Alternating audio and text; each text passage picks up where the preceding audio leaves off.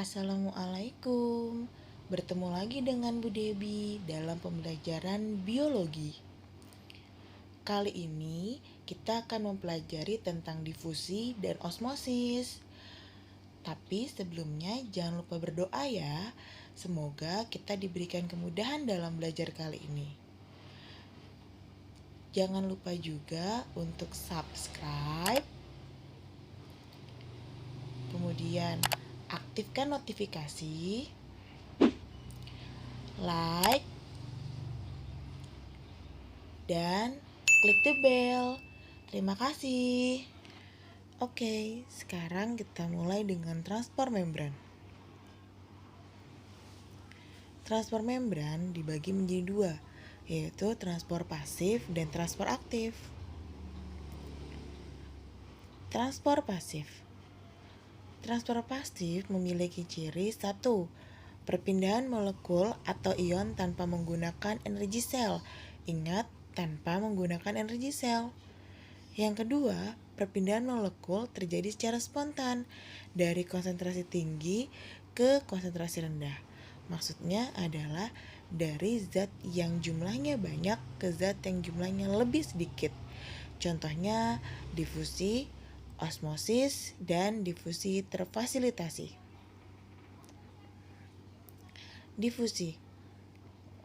Difusi adalah penyebaran molekul zat terlarut. Ingat, zat terlarut dari konsentrasi atau kerapatan zat terlarut tinggi ke konsentrasi zat terlarut rendah hingga mencapai konsentrasi yang sama atau seimbang.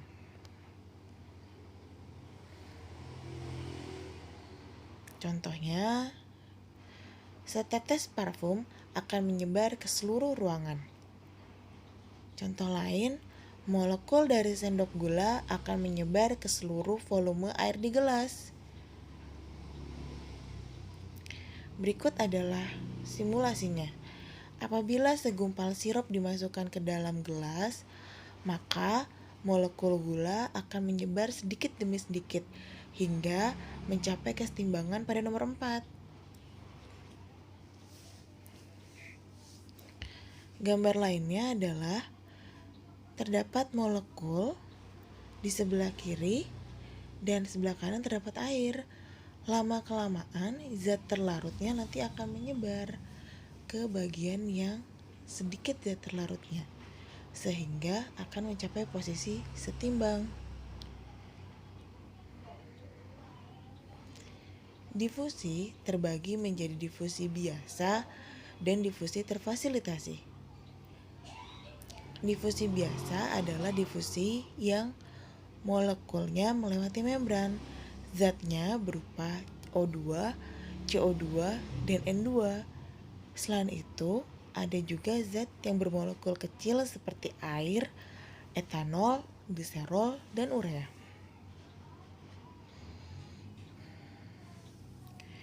Sedangkan difusi terfasilitasi adalah difusi yang melalui protein channel atau protein pembawa. Jadi, zat-zat seperti asam amino, gula, dan substansi bermuatan tidak dapat berdifusi melalui membran, sehingga harus melalui saluran yang dibentuk oleh protein, yang kita kenal dengan protein integral. Berikut adalah gambar simulasinya. Di sini terdapat molekul yang tidak bisa melewati membran sel, jadi harus melalui protein channel. Protein channel adalah bagian yang berada di antara dua protein integral tersebut. Atau bisa juga menggunakan protein pembawa. Jadi ada molekul yang masuk melalui protein pembawa. Difusi terfasilitasi dengan protein pembawa. Proses difusi ini melibatkan protein yang membentuk suatu saluran dan mengikat substansi yang ditransport yang disebut protein pembawa. Berikut adalah contoh gambarnya. Jika terdapat molekul glukosa, molekul ini tidak dapat masuk ke dalam membran sel langsung, tetapi harus melalui protein pembawa. Jadi molekul glukosa ini akan masuk ke protein pembawa dan kemudian baru bisa masuk ke dalam sel. Osmosis. Osmosis adalah perpindahan molekul pelarut atau kita kenal dengan nama air dari konsentrasi pelarut tinggi atau kita sebut hipotonik, atau kita bisa bilang dalam keadaan encer, menuju ke konsentrasi yang berpelarut rendah atau hipertonik, atau kita bilang keadaan kental melalui membran selektif permeable. Berikut adalah simulasinya. Pada tabung U yang pertama terdapat dua bagian. Bagian yang memiliki air dalam kondisi tinggi atau jumlahnya banyak, dan bagian yang satu lagi di sebelah kanan terdapat air dalam konsentrasi yang rendah. Di sini kita ibaratkan sebagai membran selektif permeable. Proses osmosis terjadi perpindahan air dalam kondisi yang lebih tinggi ke air yang kondisinya lebih rendah konsentrasinya. Maka keadaan setimbang akan terjadi seperti ini jika pelarut dan terlarut jumlahnya sama.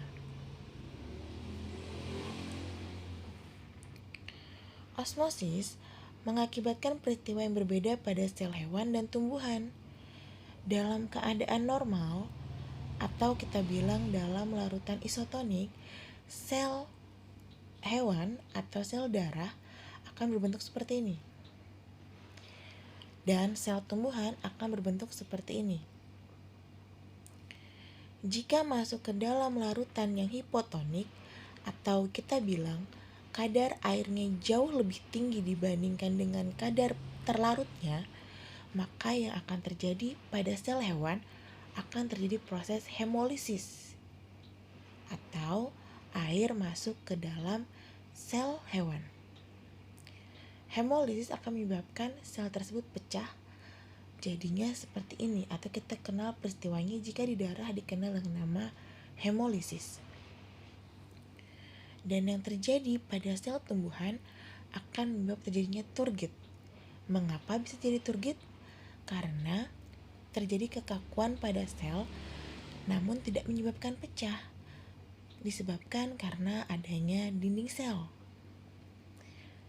Namun jika kita masukkan ke dalam larutan hipertonik, sel hewan akan mengalami krenasi. Mengapa? Karena sel hewan akan mengeluarkan cairan atau pelarut dari dalam selnya menuju ke lingkungannya atau ke larutan hipertonik, sehingga sel hewan akan menjadi mengkerut. Sedangkan pada sel tumbuhan, peristiwa tersebut dikenal dengan nama plasmolisis. Berikut adalah gambarnya.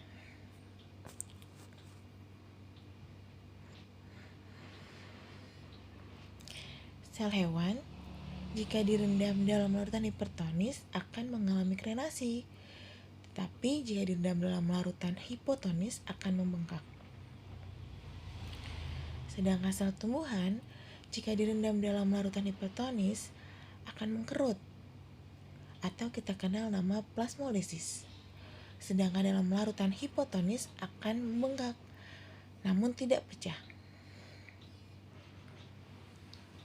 Jadi kesimpulannya, difusi dan osmosis adalah molekul yang melewati membran tanpa menggunakan ATP dan dapat melewati membran karena perbedaan konsentrasi, sehingga dinamakan transport pasif.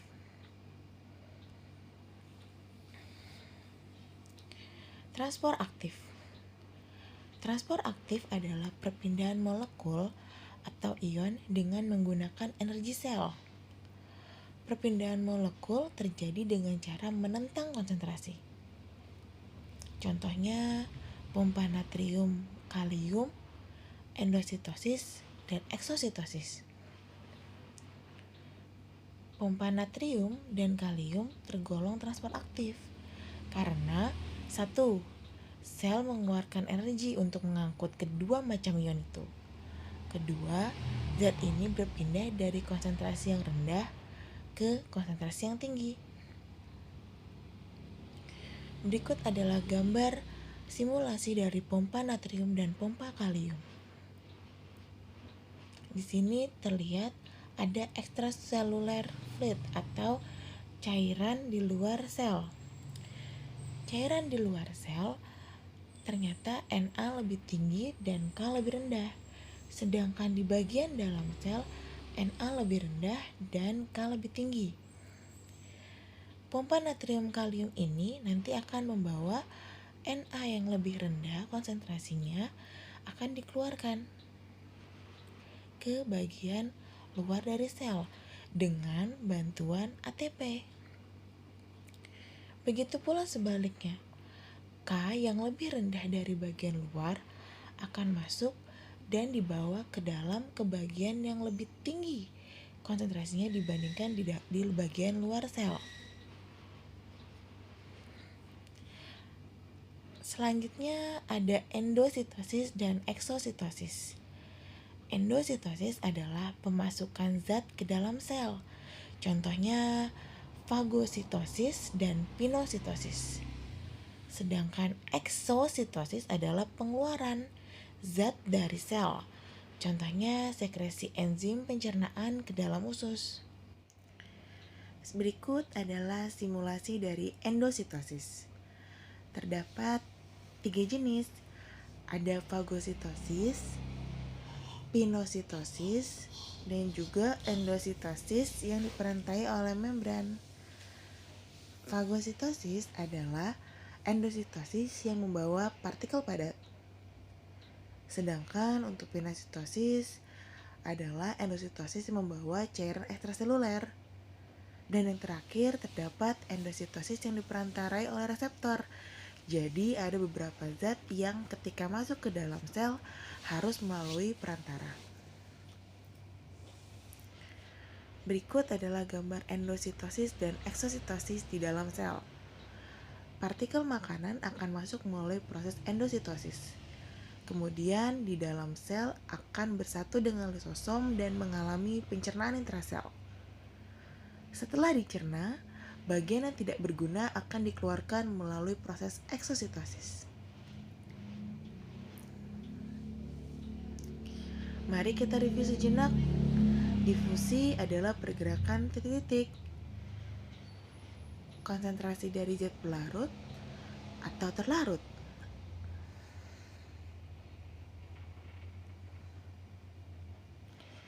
Ternyata jawabannya partikel. Partikel sama seperti zat terlarut. Difusi adalah pergerakan partikel dari konsentrasi pelarut atau terlarut. Jadi konsentrasinya adalah konsentrasi terlarut yang tinggi ke konsentrasi terlarut yang rendah, sehingga memiliki konsentrasi yang sama. Sedangkan osmosis adalah perpindahan zat pelarut dari konsentrasi pelarut tinggi ke konsentrasi pelarut rendah, sehingga konsentrasinya sama melalui membran semipermeabel. Sekian presentasi dari saya. Kurang lebihnya mohon maaf. Semoga bermanfaat.